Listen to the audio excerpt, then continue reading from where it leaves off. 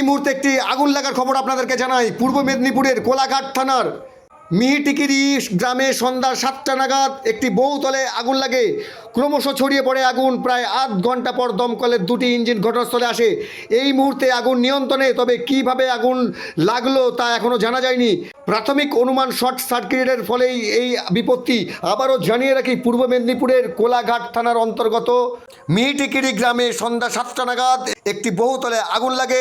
ক্রমশ ছড়িয়ে পড়ে আগুন। প্রায় আধ ঘন্টা পর দমকলের 2টি ইঞ্জিন এসে আগুন নিয়ন্ত্রণে আনে। তবে কী কারণে আগুন লেগেছে এখনও পর্যন্ত জানা সম্ভব হয়নি।